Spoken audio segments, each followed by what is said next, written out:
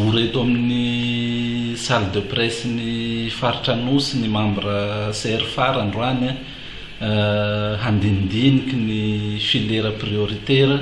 ho ampidirina ao anatin'le schéma régional ny faritra Anosy mikasiky ny phare. Ny phare moa le resaky formation agricole et rurale. De roa andro ny faharetan'ny février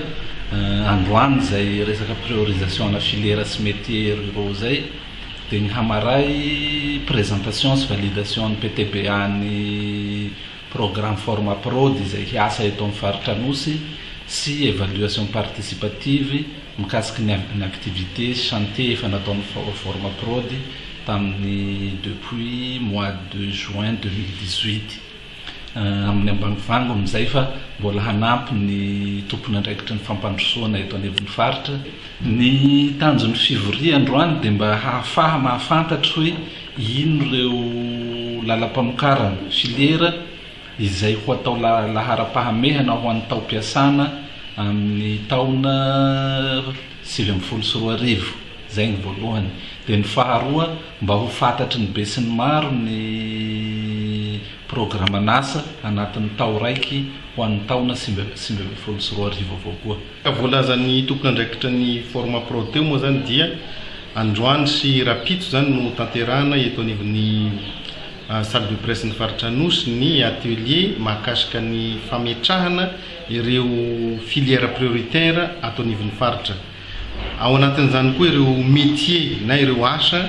prioritaire hanofanana ny tanora ato amin'ny faritra Anosy satria ny Formaprod dia manofana ny tanora eny amin'ny tontolo ambanivohitra sy ireo tantsaha zany. Ka androany zany zahay dia nijery manokana hoe inona daholo ireo ataontsika hoe rojo-piarina zany ho ampiroboroboina mandritra ny 5 taona ho avy ato anatin'ny faritra Anosy. Voalaza ao ohatra hoe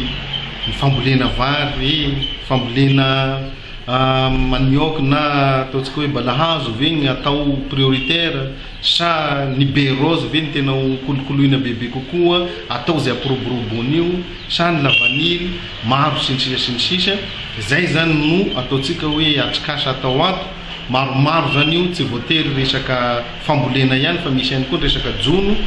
resaka ao resaka hoe moa ve ny langouste ampiroboroboina bebe kokoa sa hijery ny makasika ny huître ndray tsika tokony jerena zany zavatra rehetra zany ary anatin'izay koa ny fiompiana de voaresaka ato koa ny makasika ny fiompiana omby fiompiana ataontsika hoe osy miaraka amin'ny ondry zay rehetrarehetra amin'ny tontolo mety hoe ho tadiavin'ny bovima ohatra de anaty isan'ny voaresaka ato zany. Zay zany le antom-pivoriana ato ary ataoko fa rehefa vita zao fivoriana zao dia ny partenaire rehetrarehetra sy ireo olona zay mpisehatra anao asa fampandrosoana ato anivon'ny faritra Anosy dia hiaraka irindra ary hampandroso an'ireo ataontsika hoe rojo-piarina zay tapaka fa tsy amorona rojo-piarina vaovao ho atao prioritaire zany. Zava-dehibe zany ty satria manomboka am'izao zany dia tokony ty filière prioritaire zay mivoaka ato ty no ho ampiroboroboany rehetra zany fa tsy samby anao zay saipatany fa tsy maintsy mipetraka anatin'ity cadre ty zany rehefa no asa fampandrosoana ato amin'ny faritra Anosy. Misy tompony andraikitra-panjakana zany amin'ny mahakasika ny ataontsika hoe agriculture sy élevage, ny resaka environnement, ny resaka pêche, ny tariny tompony andraikitra-panjakana rehetra zany ao ihany koa reo ataontsika ONG na projet programme zany zay miasa amin'ireo filière reo na manao asa fampandrosoana ato anivon'ny faritra. Misy eo amin'ny 20 mahery aloha zany no notsongaina nanao an'izao atrikasa izao fa tsy maintsy mbola atao validation ihany koa miaraka amin'ny lehiben'ny faritra sy ireo tompony andraikitra zay mety tsy voasa tandroany zany ny mahakasika an'ilay schéma rehefa tena vita zany. Zay amin'ny faraparan'ny volana décembre zay vao atao zay validation finale zay ka anasana ny be sy ny maro. Tompony andraikitra régional miasa zay ataony dia misy any Betroka, misy any Amboasary ka ireo olona reo dia mahasolo tena ihany koa ny namantsika any Amboasary sy Betroka ary ny zavatra resahana eo rehefa miresaka filière zay dia miresaka ihany koa ny filière any Betroka. Raha miresaka ohatra zay resaka pêche na resaka jono de resaka pisciculture zao na fitezana trondro ao anatin'ny dobo zany no atao any Betroka. Atao zay ampiroboroboan'izay zany satria zay no ataontsika hoe resaka pêche azo atao any Betroka. Voalaza ao zany voaresaka tongolo zahay any Betroka zao anaty isan'ny filière prioritaire atao zay proboroboany zay mety efa maro ny vokatra mety efa maro ny fanampiana fa mety jery koa tsika hoe manao ahoana ny ahafahana mi-exporter na mandefa any ivelany izay vokatra zay mba ahafahana manampy ny tantsaha ampitombo ireo vola miditra any am-paosin'ny tantsaha tsirairay zany partenaire aloha sy ireo acteur zany hoe ny olona mpisetra rehetrarehetra amin'ny resaka fampandrosoana fa misy an'izay boky zay no ivoaka io boky io zany karazan'io no ataontsika hoe baiboly kely rehefa anao asa fampandrosoana ataony ivon'ny faritra tsy azo atao zany le mamoroporo any amin'ny sisiny any manoratra projet dia manao zay saipatana ohatra hoe iompo sevaly ohatra ny eritreretiko atao ty amin'ny faritra anosy zay no anapiako ny tantsaha ty tsy sevaly akory ny tadiavin'ny tantsaha ty fa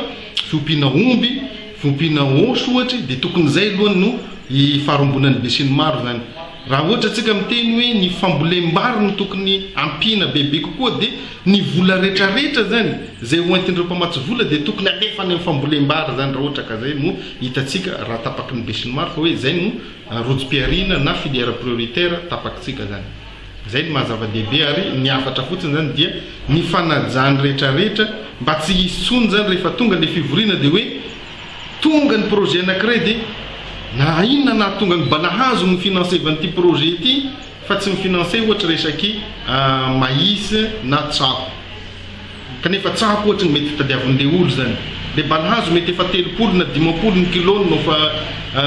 mifotoa mampisy anazy so dia mba zavatra hafa ary ny tokony atao amin'ilay mpamatsy vola fa tsy anao an'ilay filière zay hita fa hoe mety tsy dia ampidibola amin'le tantsaha zany zay no tena mahazava-dehibe an'izao atrikasa